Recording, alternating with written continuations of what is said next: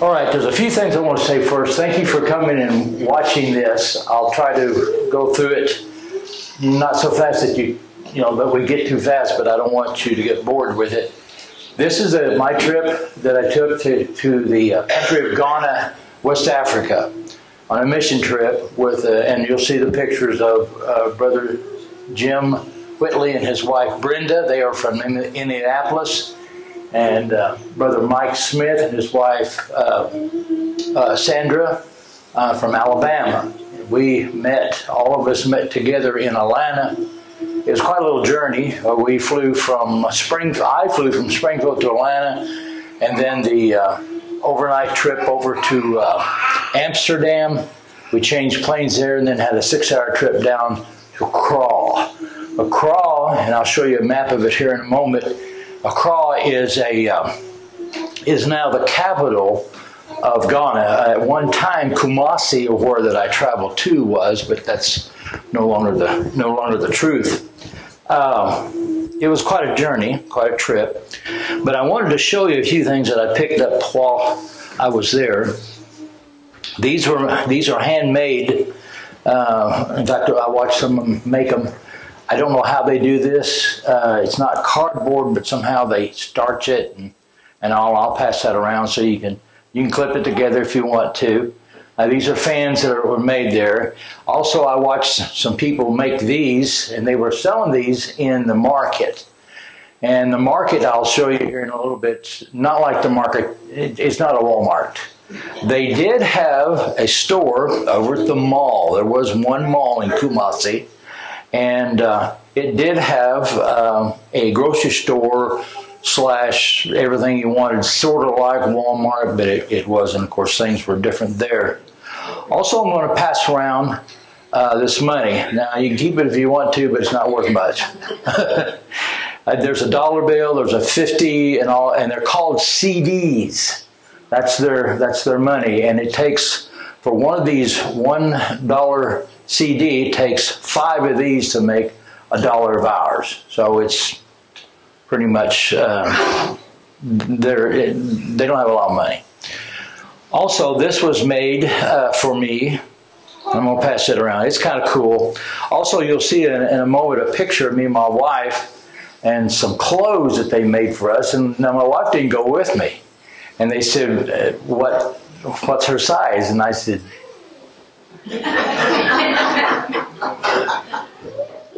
that big. And it was amazing that you'll see, it almost fit her perfectly at the time. She's had a lot of illnesses and stuff. But anyway, they made this for me. It says Elder Terry Nicodemus, and I guess I wear it around my neck. I don't know. But anyway, they handmade that. And the clothes that you'll see here in a little bit that they made us. I got a shirt, and she has a dress. They handmade that while I was there. And I thought it was very interesting because I didn't know they was going to do that. They didn't tell me. Whoops, wrong remote. You know, that's always a problem when you pick up the wrong remote. Okay. Now, again, I call this my Ghana experience, before, and I was mentioned to some other folks around here. What I wanted, one of the things that I wanted to do while I was there outside of preaching the gospel was I needed to, well, I just really wanted to know what it's like to be a minority. To be a minority, as so many people in this country, especially when I was a boy, experience. And I did get to do that because, especially with this white hair and this, I'm very fair complected, I got blue eyes, and yes, I do, come on, I do burn real easy, so I really stood out over there. This is the, let's see if I can turn that piece there off. Yeah, probably not. Can we kill the lights now? Yes, let's do the lights. I'm sorry. This is, of course, Africa. And to get there, as I said, I left Springfield, flew to Atlanta. We left Atlanta about 5:30 Eastern time and got over to Amsterdam the next morning. Excuse me. And then we left Amsterdam and we went to Ghana. Here's Ghana right here. This is West Africa. And there's Accra. That's where we flew to. And let me say that it was quite the experience to be there for the simple fact that I really stood out because of my nationality. To get a better idea of where it was at, way down here is Accra. We rode a bus up to Kumasi and said, well, that's not too bad. What did it take? 30 minutes? No, it took most of the day because the roads aren't like they are here. They're more like out in a field or something. They're just bounce around. Part of the trip was on blacktop. Well, it was blacktop like out here. Part of it was in holes in dirt that was at least as deep as my knee. I'm 6'1", so it's at about 2-3 foot, and we bounced all over the place. And tell something on. She's not here to defend herself. Sister Sandra, I could see her setting up by the front of it because it was a double-decker bus. And every time we'd hit one of the holes, I sure thought she was going to fall out of her seat, because the thing would rock and roll around. But anyway, it was supposed to be about 4 hours from here to Kumasi. That's where we're at. The church actually lays out into here that I'll show you a little later. So kind of get an idea where we're at. So we're in West Africa, and when we landed in Accra, there were armed guards everywhere with military outfits on, military rifles. It was kind of, I would say, nerve-wracking. I wish that thing would quit. And I really was a little bit alarmed, I put it that way, when I got there. But I knew God was going to take care of me. That was no problem. He sent me over there, and He made a way for me to get there. And if I died over there, so what? All they'll do is change my address. I won't live in Missouri. I'll live in heaven. So I wasn't really scared about that. It was just that it was kind of alarming with how that was. Went through customs. Oh, by the way, when I landed in Amsterdam, we had to go through customs there also. And they found batteries in my carry-on. And through the X-ray, it looked like bullets. So they did tear all that apart. And there was some embarrassing. But anyway, we go from there. Anyway, we got into Kumasi. Let me see if I can get this going. There's the outfit I was telling you about. Of course, my wife, not quite that, she's been real sick, so she doesn't look like it. But that fits her pretty good, don't you think? For them never to see her, and I didn't have any pictures. I cleared my wallet out before I went over there because I didn't want anybody stealing it. So anyway, there's the outfit they made. We still have that. And we were there at Canaan Church in Springfield. But I thought they did a pretty good job to have never saw her, and from my instructions of what she looked like. Okay? Let's go down one more here. At this time, now remember, this is in 2019 when I was over there, so these statistics were in 2019. Which I was surprised about. The first line said that the Christianity was the largest and the most popular religion in Ghana, with approximately 72% of the population identifying with some sort of Christianity. That would take in the whole gamut, because once we got into Kumasi and drove around some, there was just about every Christian religion that you could see everywhere. They had their schools and everything like that. Although it says that only 17% of Ghana was Islam, they had the better neighborhoods. They had the better synagogues. They had the better everything. Their streets were paved. There where we were at, and I'll show you in a little bit, that the streets weren't too good. In fact, if if you wear false teeth, you probably would have knocked them out because it's just so bouncing around. And also the remainder is any kind of traditional African belief, which could be just about anything. Okay, Accra, where we landed at. Now, when we landed in that night, because we had went to Amsterdam and went all the way down to Accra, it was late, so we decided to stay what they call a motel. It's not what you're used to. It wasn't a Holiday Inn. It wasn't a Marriott. It was a room. But anyway, this is looking out my window the next morning. Of course, it's about 5 o'clock. And the reason I knew it was 5 o'clock, because at 5 o'clock, this mosque right here, they have speakers out here. I guess I got a pointer, don't I, someplace here? Oh, there it is. There's speakers there, and they're very loud, and they're chanting, you know how it is in a Muslim world. So that was better than an alarm clock. And that's just looking out across Accra. It was their rainy season. This is the last of July, 1st of August, and as you know here in the United States that we get the hurricanes in September. That all starts then. This is where those hurricanes start at, is in West Africa. If you look on the map, and they head their way across the ocean, and then they slam to us. I lived in Florida a total of 7 years. I understand. This is my room. It was nice. This was the place I took my last warm shower, because at Brother Samuel's house, they don't have hot water. So for 2 weeks, it was cold showers. You wanted to do that first thing in the morning because that'd really wake you up. You didn't need coffee. I mean, it was just... But anyway, the only problem with this is that their wiring in that building wasn't really good. And if you took a shower and touched the shower, you got shocked. So you did a shower kind of like that. But anyway, it was a nice room. Now, this is when we left. We was headed to the airport, or to the bus thing, but I wanted to take this picture. The reason the thing looks purple is because the windows in the car, it gets really, really hot there. We're just north of the equator. I don't know, they're in Kumasi, or not Kumasi, but in Accra. Not very many miles. Anyway, but what interested me was this right here.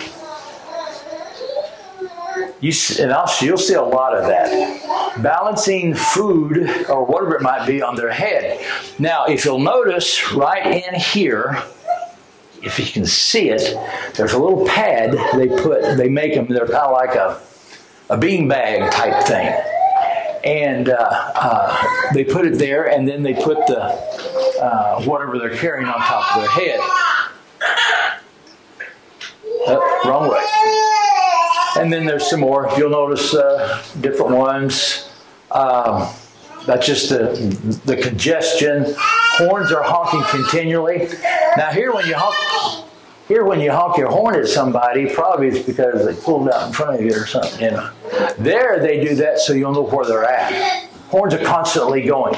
Beep, beep, just constantly going. Whether it be on motorcycles, on cars, trucks, vans, whatever it might be. When I would travel, even here, with this guy that owned this car, his name was Prince. And not that music singer, but his name was Prince. And he took us from our motel over to the bus stop. I forgot where I was going with that. But anyway, the traffic was real heavy. The horns were honking continually. And I thought somebody was really getting mad. And I said something to Prince about it. He said, no. Could we do this so people know that we're there? Because you see the traffic, how bad it is. There's another one on there on their head. I don't know how to turn that mouse off. This was a mosque there in Accra. You see they've got real fine, nice, big buildings and and everything, and I'll not comment anymore on that. Now, we're getting to the bus stop now, and they told us before leaving, I even had one of my mother was still living at the time, and one of her doctors was from Kumasi. This happened so. He told me, don't eat anything unless it's been cooked. Don't eat any vegetables. You can eat the fruit. I don't know why there was an open for fruit, but don't eat any of that because you'll get terribly sick. They've got the locals are used to it. They've got bacteria and stuff in it. So we drove by this, and we wouldn't eat that, and that's dried fish, and looks really yummy, doesn't it? No. But anyway, and then there's somebody else on their head carrying, that's one of the buses there behind them. This right in here, there's where all the food and stuff. If I could turn that thing off, I would.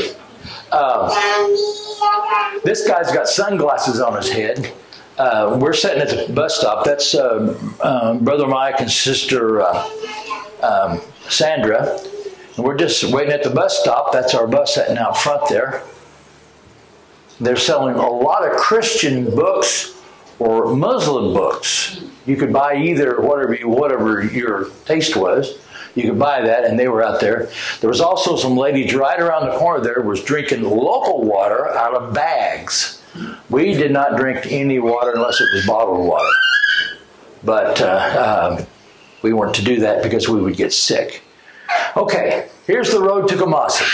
Told you all about the bus stop and everything. Now we're on the bus, and this is what it looks like. Look at that. There's around there, even there and up at Kumasi, there's over 1 million people in these greater areas of these places. These people need Jesus. Don't you think? Oh, there's some that I don't know about them, but what kind of people they are. No, they need Jesus. Yeah. They need Jesus as much as I do. They have a soul. Their blood's red. And for many years, my heart is burnt in my heart. Didn't have a heartburn. I had Jesus burned. Because, man, I just felt for those people thinking out on the Serengeti and all of the places where these children are. And you'll see some children here later on in the church that just touched my heart. And then, of course, this is when we're going. You can buy anything you want to buy. The reason I took this picture, if you look there at the top, that's how they gather water. Now, there is water wells. There is that. Brother Samuel has one at his house. They don't have hot water. But they gather water from the rain right there. And then those tanks are everywhere. And they're not too, I forget what the price is on, but they're not too bad in using those CD that you saw. Motorcycles, helmets, whatever, just everywhere. People are trying to sell stuff. Again, on their head, I don't know if that's bread or whatever it is. Here's some more over here, and there's bottled water, and we're still just trying to get out of Kumasi here. This is where a lot of their drinking water comes from.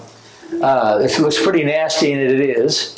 Smells, you can smell. And I'll show you later on of their sewer system. The sewer system is out on their streets. It's just right there along the side. Of course, you can buy propane and all sorts of different things here. This is where a lot of them lived up and down that highway that I showed you between Accra and Kumasi. This is where they lived. That was their homes. A lot of these are just like this right here and this right here.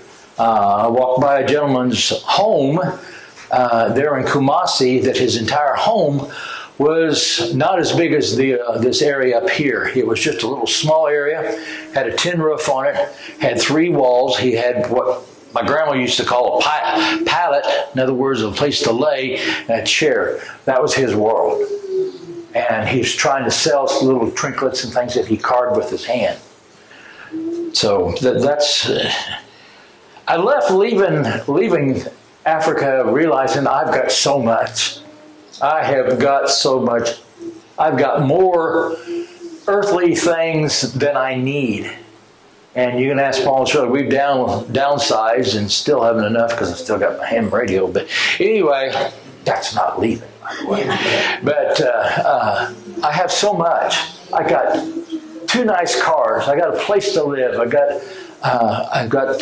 on a well. The water's good. I don't have to worry about filtering. I can go on and on and on. I can go drive into Bolivar or Springfield or any place else. There's a store, and I can pick up something to eat when I want to, because money, even though everything's so high here, we still have more than these people, Scott.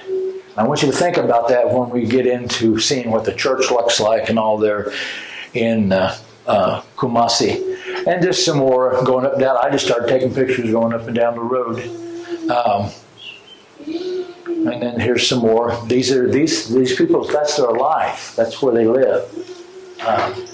Some of you may probably have some of you may be retired and saved all your life, got a big house, nice house, whatever it might be, or a trailer house, or whatever, or a mini, or what do you call it, a tiny house, whatever it might be. You still live better than these people do.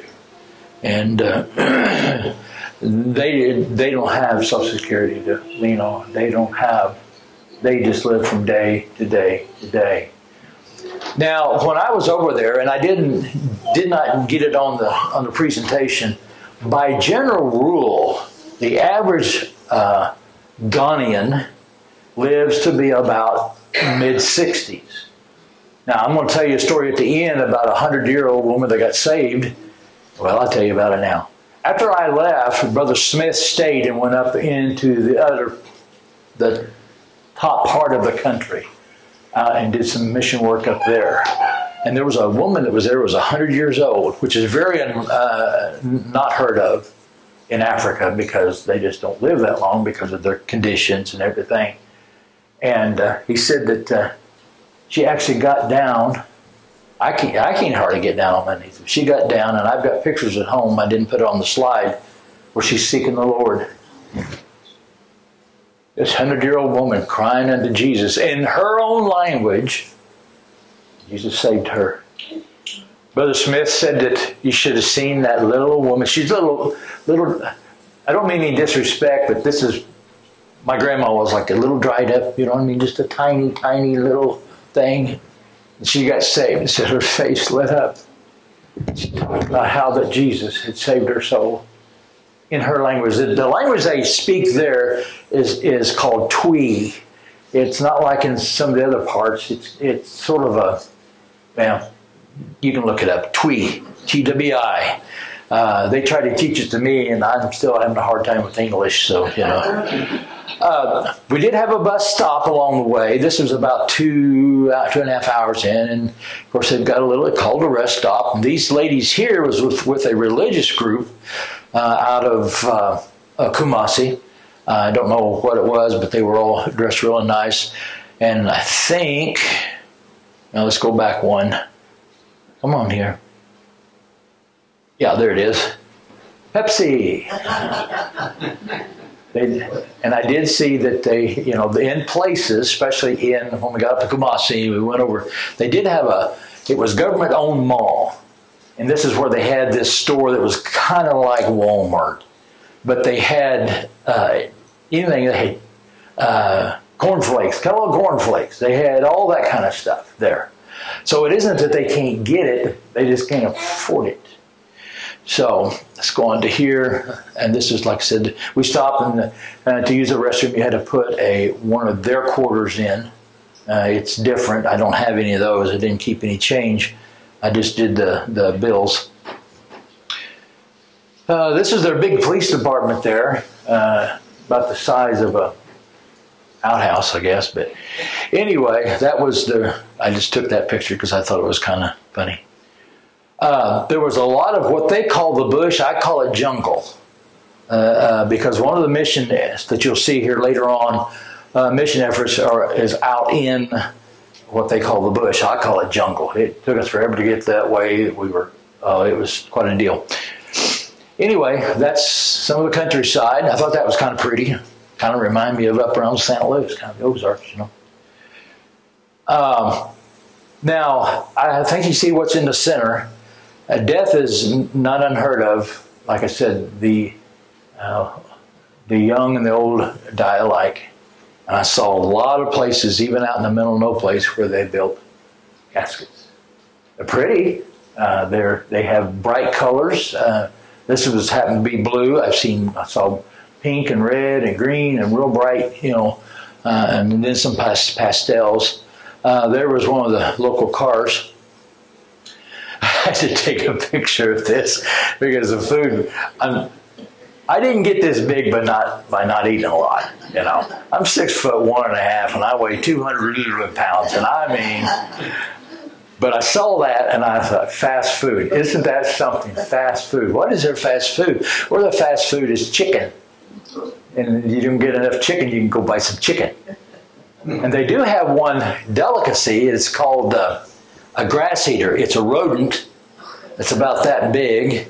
And you can go on YouTube and look that up. There was a gentleman that was up in that area, and they got one, killed it, butchered it, ate it, and never mind. It's just not. But anyway, I thought that was kind of good. That's a motel up there. Now, we've made it those 5 or 6 hours out. I'm trying to go through this because I took over 1,000 pictures, so you don't want to see all of them. This is at Samuel's house. Now, this is Mike and Sandra. They're from Alabama. This is, right over here is Jim and Brenda. I do have a pointer here. Jim and Brenda Whitley. They're from Minneapolis. These three in the middle are three of Samuel's children. Samuel is the father. Samuel is the pastor of the church that I'll show you about. I was going to tell you about that later, but I'll get it now. This is Priscilla. That one again, I forgot her name again. I've got it wrote down. But anyway, she has 2 children. That little boy over there is hers. And we'll see the baby here in a little bit. They have one more sister that lives over in Nashville. She married an American. And she went there. Neither was Samuel's wife there when I was there because her daughter that lives in Nashville just had a baby, and Mama had to go. And you can understand that, I know my wife did. And the guy in the middle, this is Nathaniel. He's the one that first contacted me. And what's wrong with his leg? He was playing soccer and broke it. And so he was on crutches all the time we were there. This building over at the left side is where we stayed up there.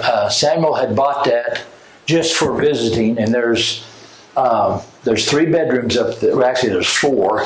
There's a bathroom. It's outside, but it's got a door up on the 2nd floor, and the shower's on the 2nd floor. Now, the mosquitoes are terrible. They're big enough they can just pick you up and carry you away. So before we take a shower, I had to bought some bug spray stuff. It's called, I forget what it's called. Anyway, it's out in the car. And I'd spray in there because there's thousands of them in there. Close the door and come back in about 30 minutes, and they're all on the floor. Now, the next day, there's more. They didn't resurrect, but I mean, there were more showed up. And I got to tell you something about this. This is awful. He's got a belly like me. When we got there, we both were, by the time we were left and the only thing we'd ate was chicken and rice, we were thin. Because we didn't hardly eat anything there because, we were told not to eat many things unless they were cooked. So anyway, we got talking about that when we got ready to leave. Because in the bathroom, you'd open the door and it don't go so far because the stool's right there. And it was real hard to get in there when we first got there. Well, by the time we left, we just slid right in. Because we had gotten thinner. It was good and healthy for us just to be over there to lose some weight. But anyway, that's the gang. Like I said, upstairs, the little boy never spoke a word while I was there. I guess he was scared of us. I don't know. Now, if I can get this to work, I don't guess I can. Anyway, this is a little video. What's going on here? This is, I forget exactly what they call it, but it's mushy stuff. And he's beating on it, and she's moving it over every time he comes down. He brings that thing up, puts it over. I wonder if I can get that. I can't get it to start. But anyway, you take that, and it's still really gummy, kind of. And they use it like a spoon on that critter I was talking about a while ago. They call it a grass cutter. And they do that, and I said, well, what do you do with that? He said, you swallow it. I said, do you chew? Oh, no, you just swallow it. I said, oh, kind of like we do, what's those little things with, it's a fish sort of thing we swallow down. Anyway, you just swallow it. I didn't try it. This little guy was a hoot. Never talked, never said nothing, but he's a hoot. This is Samuel up here, and this is that daughter, and I'll have to look her name up. Oh, there it goes. There it goes. Yeah. See, there it is. See, look at it. Look at his little eyes. Let's see. I'd be afraid I'd hit your hand. Yeah.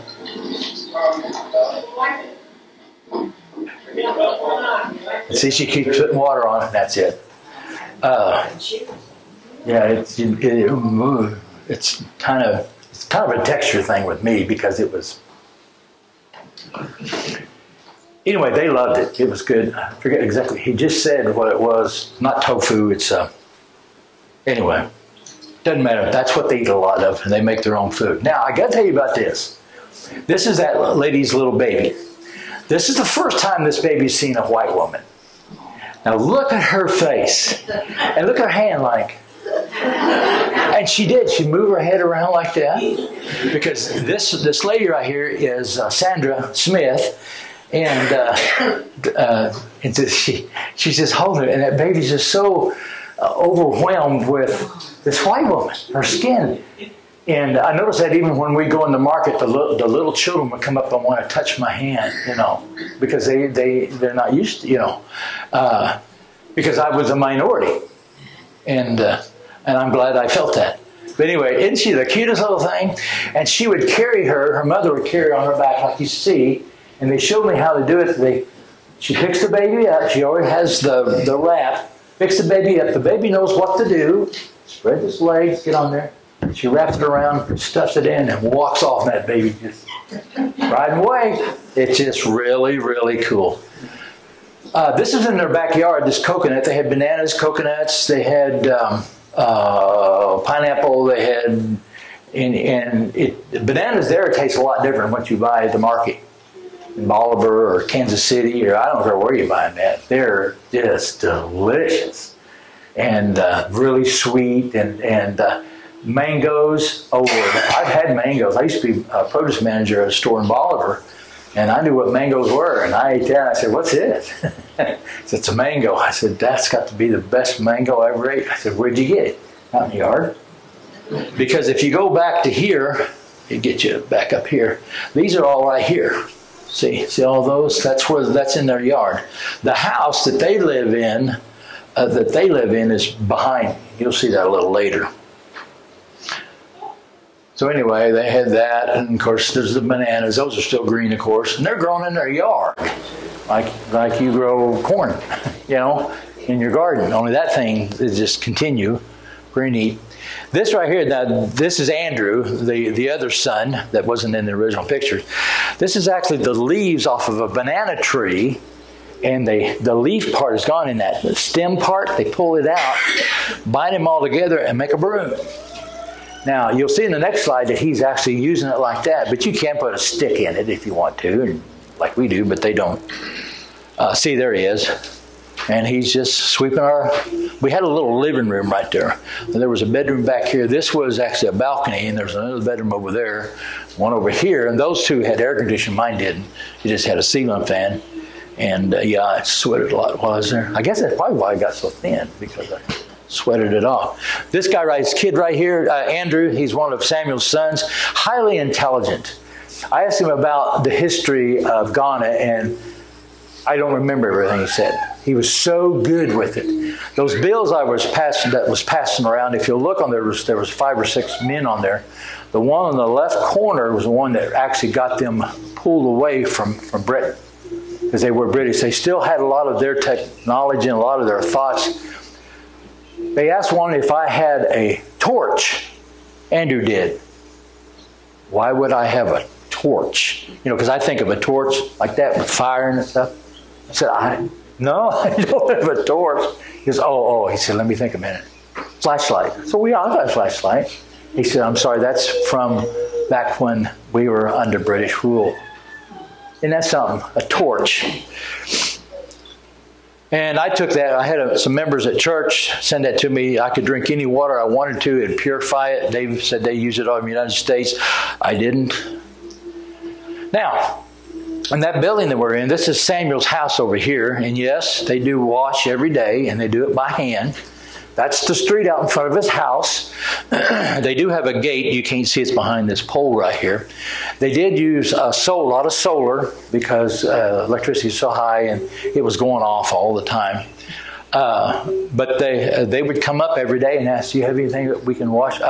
Priscilla, the thin of the two, the young gal, she'd always come up. She called all the men Dad. Well, that's kind of nice. It's sweet because she was about a little bit younger than my daughters. But anyway, that's the street in front of their house. And again, the street and how nasty it is. And this right here, this little canal right here, it's about that deep, and that's their sewer system. Yeah, it stinks. This right here, and I think it's in one of these slides. Yeah, the house was over here. That first picture was taken from up there, looking down, and they've got this little store that actually belongs to Samuel's wife. That's how they bring extra money in, just to live. They sell, as you can see, there's water. We would buy all of our bottled water from them, which they gave us whatever it cost them. I don't remember now, but we buy it by the case. And of course, you drink a lot of water while you're there because it's hot. And like I said, it's in their coolest season of the year, the rainy season. You'll try to drive the car up through that. This is down, and then you turn right, and you go up to this main road up here where Samuel lives at. This school was right next door to Samuel's place. It's a school, and the boys are out playing soccer. I think there's some girls out there too. Yeah, they're playing soccer, and this is how they live. It had rained overnight, and of course this is part of the yuck. This was kind of interesting. That's a car wash. I don't know if they do anything else there, but they wash cars. Because we walked up through there, going up to the market, what you'll see on the next slide, and it was something. This is, we're walking to the market, but you notice here's the sewer. This isn't even the market. This is going down the street. The streets, these are kind of a concrete stuff. I'll just put it that way. It's a high-tech term, stuff. And you notice it's on both sides of the road, this sewer system. That's Andrew and Mike there walking. And a lot of this stuff is refurbished product. This guy up here with the white shirt, he's a very smart dude. He knew how to fix it. I'm getting in the way, I know. And this is just walking down the street. We're trying to get to the market. Now, this over to the left, I don't know in your mind what it looks like. It just looks like a mess. But these are what's called yams. They're familiar with that they saw in Jamaica. Same thing. They call them yam. They don't taste like a yam. I don't know what you call the taste. Where you turn. I don't know. It was different. But they sell a lot of those and eat a lot of those. I took this picture because you saw a lot of this on the back of this is a taxi, and there are those that proclaim to know Jesus. If you need a diesel engine, there's one right there. They're all, you can go get your iron, microwave, and then a diesel engine if you need one. So, I mean, they sold everything. Bread. I don't know where it was baked at. I never could get a straight answer where it's bread because even Samuel and his family really didn't know where it just showed up. So, And again, another one of these on their heads. And if you need a chicken, you see what's in the middle? You can buy a chicken. I ate a lot of those while I was there. Not necessarily, I hope it wasn't those, but we ate a lot of chicken and rice, and fruit. I stopped this lady. I'm going to back up a little bit. Right before we got to here, I had my camera out, and a guy across the road started yelling at me. I couldn't understand it because it was in his language, but he wasn't happy. And Mike Smith, Brother Smith, had been there before, and he said, he wants you to put that camera away. Because I said, well, why? He said, they had the idea that you're going to take a picture of them, take it back to where you're from, show the pictures and make fun of them. So I wouldn't make fun of it. He said, I know that. But that's what they think. He actually had to go to when he was there one other time, had to go to a police department because of that. So anyway, this is yams. And this lady, I got her permission. I had Andrew talk to her, say, I won't take a picture of you. I just want to take a picture of this. Because that was her livelihood. She was cooking this and selling it. Everybody's selling something. But that's barbecued yams, not ram, but yam. Again, look how they got that stacked on their head. And they would just walk. And, well, Lord, if I did that, it would be all over the ground, you know. And they had these little stands here. I don't know. I kind of wanted to stop and check the expiration dates on these, but I didn't. Because you don't know. You just don't know. You can buy microwaves. You can buy ironing board, whatever. And there's computers. Yeah, there they are. Those computers were like what we had back in the 90s. 90s and early 2000s. They were like 286s, 380s, if you know anything about computers. They're back in that day. But they did have some flat screens. Refrigerators. You can buy refrigerators, mattresses. This lady, I had to take a picture of this. Those are peanuts on her head, and they're not strapped in. They're laid one at a time in there, and she didn't drop them. Saw that a lot. Did you do that? No, me either. But anyway, I thought that was kind of interesting. All sorts of beans. This is peanut butter, peppers, so forth. This stunk real bad. It's meat. I didn't call it fresh meat. It's just meat. And it smelled really, really, really, really, really bad. These are calf hoofs, and they use it to cook with. And they had quite a few of them there. Again, the meat, and of course, this is good. I was told not to use my camera when I got in the market. See, you can go in the market right yonder there, and it takes you in there. There's stuff on both sides. That's where I got the bracelet. The fan I got in another place. That's peanut butter. I know it looks awful, but sure smell good. 'Cause I like peanuts. And there's more vegetables. These little dudes in here are alive. They're crawling around in there. But this little guy down here, yes, can you see him? The little guy down here, he wanted to shake my hand. And when he shook my hand, he took it and he turned it over and looked at it. And he felt it. But look at him smile. You didn't see smiles a lot over there, but look at him smile. That little boy's going to need a little Lord.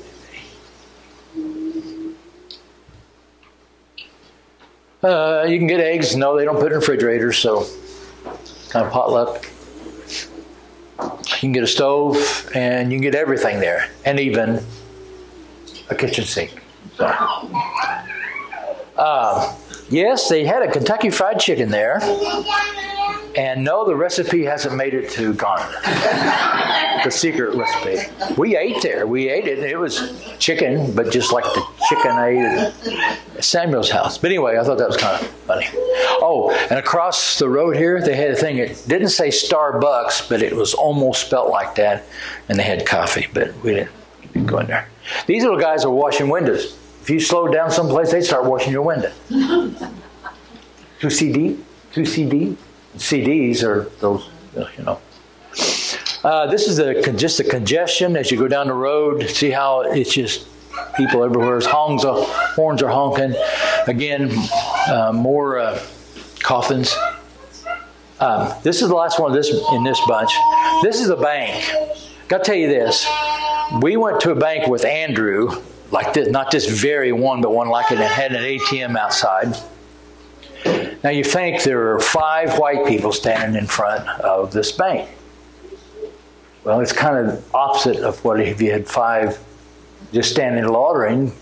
You know how people are in our country, really biased and all that kind of stuff. So they started watching us, and they have guards out by the street. The guards come up, and then the police showed up, and I thought, dear Lord, I'm going to die here. So the policeman come and talk to every one of us, and I was the last one in line. I was the biggest one. And he said, what you doing? Oh, you know English? Yeah. I said, can I take your picture? What's your name? I told him. He says, welcome to Ghana. And no, you cannot take my picture. So you know there's no picture there. Okay, let's go to church. Showed you all that just to get here. This is the church building. Nice big building. The money was donated from churches in the U.S. The labor was free. It was local labor. And when you get inside, you're going to see how nice it is. And of course, like I said, it's their cool season, which it only got up in the upper 90s. So, and I got pictures at the end here where you'll see a little girl with a coat on. Anyway, and of course, they had this poster out there because the revival, the youth weekend was coming.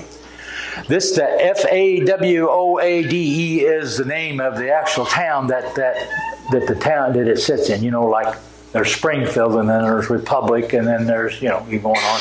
This is just outside of Kumasi. And I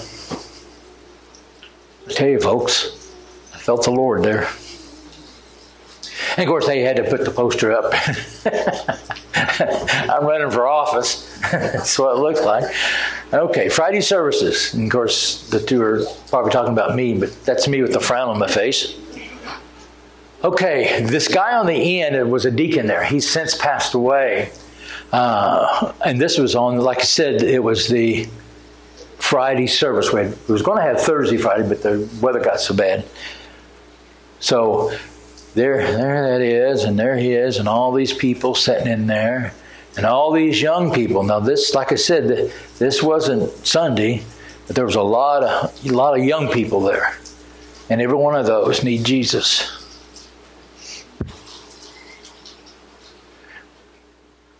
There's a Missionary Baptist Church down on the Gulf Coast, down on the coast there. They're real close to Accra. He's the pastor of it at the end. This guy, I don't remember what he said his name was, but he was taking a lot of pictures. And of course, this is Samuel. These girls were singing in their own language and in their own song. They were praising Jesus, but I had no idea what they were saying. But it was pretty. This day, Sister Sandra and Sister Brenda are teaching the young people how they should treat each other. Yeah, how they should treat each other as children, as young people. All the way from one end to the other, whatever you can think of, that children need to be taught, up to the teenagers, how the boys should treat the girls, how the girls should treat the boys, how the things they should not do until they're married. And when she went the whole thing, did an excellent job. Of course, that's Samuel on the end, and that's Brenda's husband up here. Of course, there's the deacon again. And see, they're writing notes. They're taking this to heart. That just blessed my heart, that they were serious enough to take that. And some old man up talking, I don't know who that is. I did lose part of that belly, though, while I was there. And it's really interesting when you're preaching because he's interpreting for me. So I was I was on for the Sunday morning. This is not Sunday morning, but I was on for the Sunday morning. I was just teaching a lesson here on Sunday morning, and I would let I was teaching about David and Goliath and about the giants that are in our life. And they've got a lot of giants in their life, let me tell you. Trying to live, trying to make it. And it was really the strangest thing. I have never done that before, or have I since. But the Lord would give me something to say, and then that would be it. And then He would interpret it. I guess I can't speak His language, but I could tell that they knew what was going on. And then right when He get down to the end, I had something else to say. It was really amazing. And when I got done, I talked to Samuel about it. I said, this was amazing. And I told him, he says, that's just the way it works. He said, God knows all things, Terry. Or called Brother Terry, and with his accent, and I can't do an accent.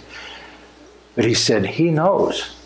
And He knows how much I can remember of what you just said. Brother Whitley got up and got preaching and just kept going. And he had to remember it all. So it was kind of tough. But this is inside the building.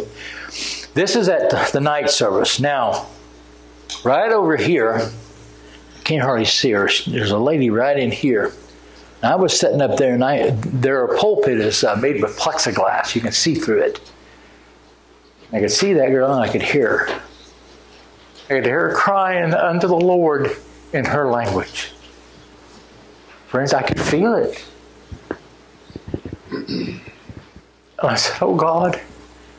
I didn't say it out loud, but in my own heart, I said, "God, please save her." I will. Just couldn't believe it. I will. But anyway, she got saved that night. And it was a glory hallelujah place. And everybody's rejoicing in their language. And I'm rejoicing in my language. You know the funny thing was? It wasn't funny. God knew both languages. It was amazing. It was just amazing. I think altogether, with this and the mission work that was done up in the northern part of the country, I think there was like 9 or 10 saved during all that. Of people that had never heard the gospel. Here's Saturday. Oops, go backwards. Come on here. This is my little buddy Isaac. Isaac didn't speak a word all the time I was there, but he followed me like a shadow. Everywhere I went, he would hold my hand and we would go places within the church. We're in the church house right there. Of course, they're pretty colored. All the blues and everything's pretty neat. But this guy touched my heart. The last night I saw him, I said, "I will pray for you." He just smiled. Never said a word, but he was my little buddy all the time I was there. This lady's taking, and he's preaching. And then there's those guys. This guy's name, I think this is it, Hojo. He's from one of the churches. There's Brother Mike preaching. I'll get to some important stuff here. Here's the deacon again. Now, Sunday morning, this is where I want to center down, and we're about done. Okay. Sunday morning, as I stood in the pulpit, this is on my right side. Now, there's doors at both ends so they get a breeze through, and they've got ceiling fans and everything. Samuel told me from when they all got filled up, clear up around the corner, there was over 150 children there.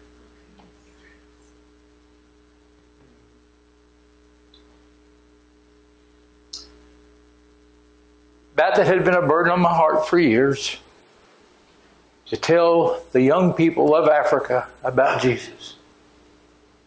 It happened. But I do want you to notice this little guy right here. There was a lady walking around. I don't have a picture of her. She had a switch. You know what a switch is? Been raised in the Ozarks. You know what a switch is. And I don't mean the light switch. She carried that switch around. And if anybody got a hand, she just pointed at them. Boy, they down. They were familiar with that switch. She had pointed at this boy at one point back over here. And notice it made a believer out of him. But he just sat there with his little legs crossed, waiting on the service. Yeah. Well, they're still not full yet. Not everybody's in there. I know you can't see that. Let me go one more. This is the inside of the church. Isn't it beautiful? I mean, it was just thrown together. I mean, the people that were building weren't builders. They were just hired people out of the bush. Really nice. They couldn't change the bulb. They didn't have a ladder, so I bought them a ladder that would reach clear up to there. But that was the congregation Sunday morning. And folks, I felt the Lord there. Really, I'm not just saying that. If I didn't, I would have said it. I didn't feel a thing. But I did.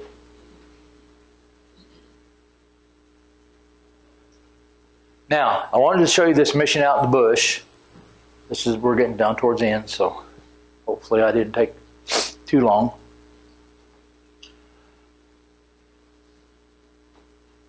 It's a missionary Baptist mission, what they call it.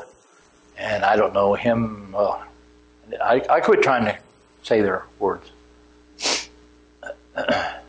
This is the building they were in. This was actually, they were actually renting it.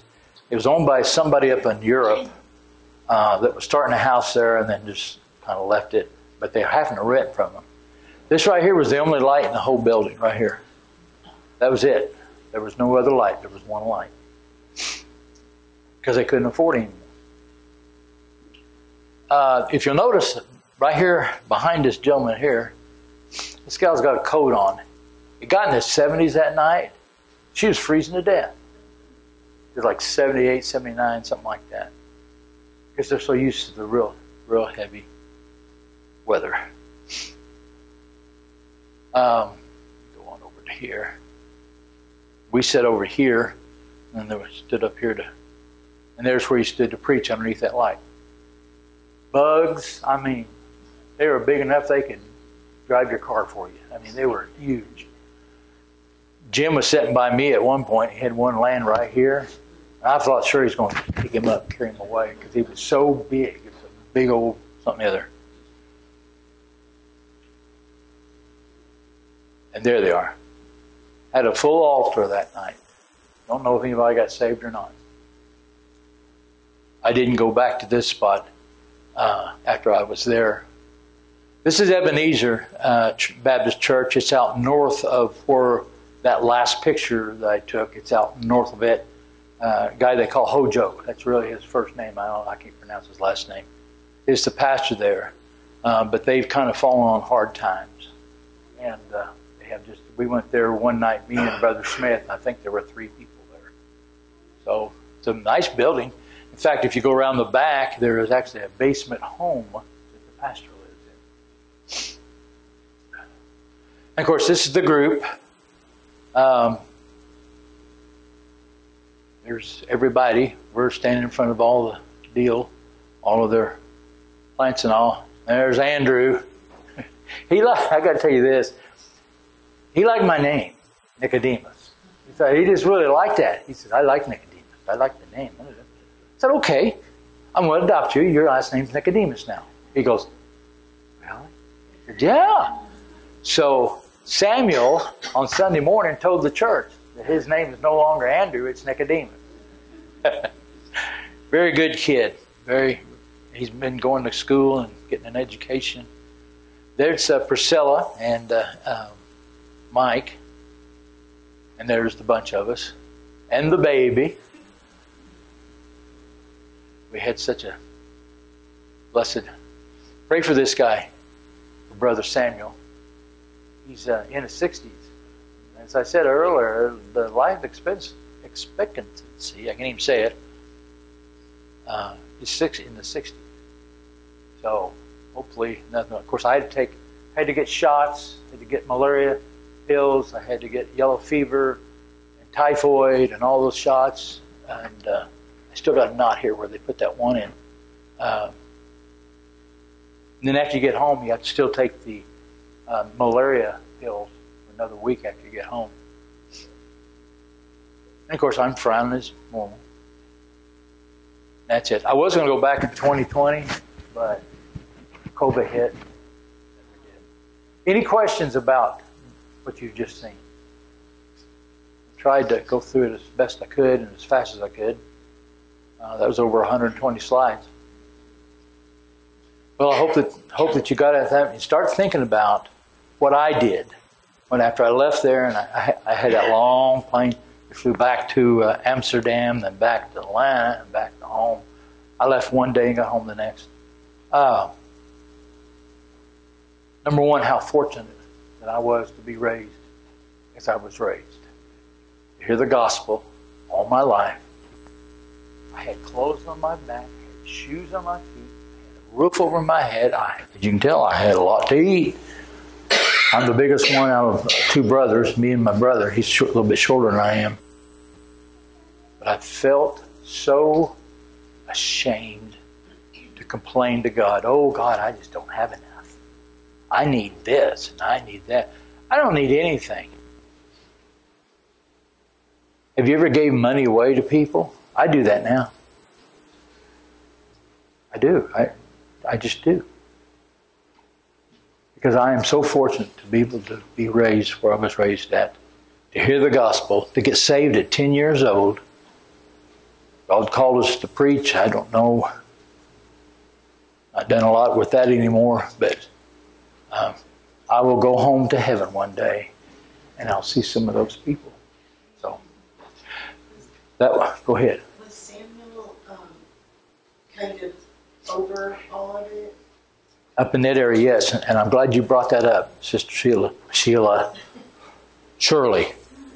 Sheila's my wife. The whole connection with this started with Brother Paul Bryson. He was on the radio in, see if I can turn this thing off, shortwave radio. And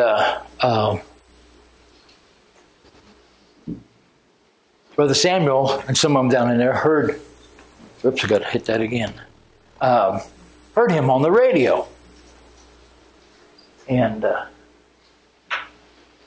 contacted him. Long story short, they invited him over to Ghana. He went. He met with Samuel and some of the other brethren. Come to find out there were those that were there that believed like we did. And they were needing help. Of course, I don't know if you've ever met Paul Bryson. He's getting up years. He's not doing really good. Bernice isn't either, his wife. But because of his obedience unto God, and yes, he used a radio on shortwave to get that message over to Africa, and look what's happened. There's been a lot of people saved. So, yeah, and he is right now, as Brother Samuel's kind of, if you're going to go to Ghana, the best thing is to get hold of him or his son, Nathaniel, the one that had the broken leg. He's at me all the time to go back over there. I don't know if I can or not because of health reasons, but does the government allow them to meet? They don't have any government. No, and that's what's so cool about that country. There was no restrictions. In fact, if I had stayed longer, I would have went to some of the schools. I would have went to some of the colleges and some of the local festivities to preach. And on the radio. Radios, they're on the radio a lot there. Brother Samuel is. But no, as far as I can tell, and far that I understood Brother Samuel, there's not been any, you can't do that anymore. You can't do that anymore. So, any other questions? I noticed a lot of their signs were in English. Uh-huh. Is that just for the visitors, the tourists, or do the locals, are they teaching in English, or? Yes, both of those. Because they do, as of course, I was the only white person, me and the group I was with. But English is taught in the schools now because of their tie back to Britain. And the older folks just didn't know English. They, anybody over 60, if they were still around. But the young people, like Andrew and Nathaniel and Priscilla, and I'll look it up, the other daughter's name, they knew English inside and out. You can sit down and just carry on a conversation.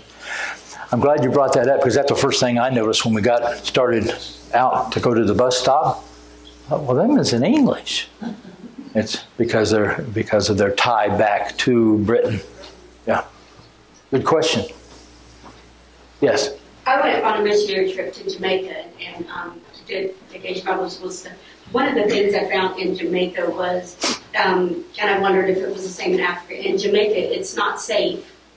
It's not, I mean, there's a lot of, don't walk, as a woman, don't walk down the street by yourself, don't go down an alley because they'll pull you down an alley. I mean, did you find that there was a lot of That's why, good question. danger there for, as being an American? If you notice there at Samuel's house, there was a gate and a wall. That's why. Yeah, it was like that in Jamaica too. There was a lot of security. We were told, and if you're a white woman and you're heavy set, that's dangerous, because they think that if you're heavy set, then that means that you're rich. And if you're rich, then they want to rob you. So it's not safe for But they know you're a missionary when you walk there. Oh yeah. The way you're dressed. Yeah. And we found the same thing. We took a white girl with a young blonde-haired girl. They had never seen blonde hair. Oh yeah. And so they want to all the time touching it. Yeah. They wanted to know if it felt any different, and it was a really cool experience. You notice in the picture, my hair wasn't it was gray, but it wasn't like it is now. I had a lot of people look at me. They just with that look on their face. But yeah, it's dangerous out there. I didn't do it, but two of the other two brethren I was with, they would go out when the Muslims started the thing on the speakers outside. They would go out front of Samuel's house and start preaching. But they wouldn't do it unless they had either Andrew, Samuel, or somebody there to protect them, because they could get hurt pretty bad. The churches there don't have windows. In Jamaica, they don't have windows. They have bars. Because they will break in and they will destroy everything. Exactly. The church and stuff. There was a little boy guarding the church, and he was about 9 years old. And he was praising God. And across the street, there were Rastas. With their, and he knew where the Rastas were because of the black flags and stuff. But he was praising the Lord. He was singing. And he said, to protect us. And we had to go through a gate. And they locked the gate behind us when we got into the church. Because it wasn't safe. Yeah. Totally true. Right. Because I had a dream at 15 that I was going to go on in mission field. And at 45, I got to fulfill my dream. Yeah. Bless your heart. Yeah. It was life-changing. It is, isn't it? It is. It's life-changing. It's different there. In America, we have this freedom to come and sit here. Oh, yeah. In Jamaica, you don't have that freedom to go and sit and praise. And when they go to church, they dress like they wear their fancy hats and whatever, and the floors in the churches, you can feel the vibration because they're stomping there. It still gets to me now when I think about it, because we don't realize how lucky we are. Oh, no. To praise God and to be able to exactly. together. Amen. There. Rosters were across the street trying to force that. So, And with that said, I think it's interesting. It's like I was telling Sister Shirley that that there was no government presence as far as when we went to church. I was surprised. I figured there would be some opposition. No opposition. This where Mount Zion is at, it's on a big lot. It was all purchased by, thanks for coming, folks. It was purchased by American money. And then the building was built by the locals. So, good comment. There was another question over here. She kind of answered that. You said about being the minority. I was wondering if you were afraid or you kind of being the minority there.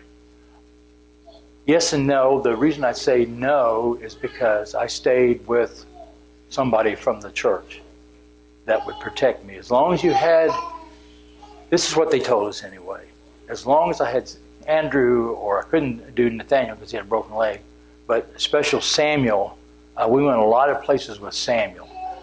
When I bought that fan, that was done over in a government facility place.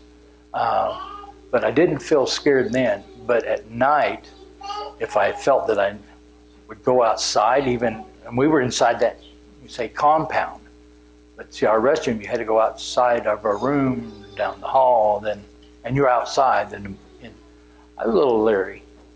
But I thought, God will take care of me. Sound like Sheila, doesn't it? My wife's always saying, "Oh, you don't have to worry about it. God will take care of you." I know that. Good questions. Anyone else? Did you take food with you? I did. I took a lot of, because I got sure. Well, long story short, Nathaniel wanted Kellogg's cornflakes. I thought they couldn't get it over there. I went to that mall thing, and they had Kellogg's cornflakes everywhere, so I don't know why I took that. But I took a lot of crackers, peanut butter, bunches and bunches, because of my sugar issue that I have, and I knew that we wouldn't be eating right, so I downed a lot of those. No, we took peanut butter to leave for the maintenance. Yeah. For some reason, that was something that they wanted, and we found some orphan boys that their parents died, and they were just these 3 young boys were living on their own, and we took them jars of peanut butter, and so we packed them in our suitcases, took jars of peanut butter to leave, and they tell you to take clothes that, I wore clothes there, and I took clothes, and when you leave the hotel, when we left the hotel, we left clothes behind for the locals, for the maid to pay for. So, that was cool. It was just that well, you didn't stay in hotels, but No. we stayed in a resort. Yeah. What they call a resort. They named it after our leader, the lady that we went with. They named the people that owned it were Chinese in Jamaica for some reason. But they named the resort. They changed the name of the resort to her name, and she goes every year to. And so we taught vacation Bible school while we were there. So Did you? 5 vacation Bible school. Was that in Montego Bay you stayed? Or? Montego Bay. Okay. We went to Montego Bay.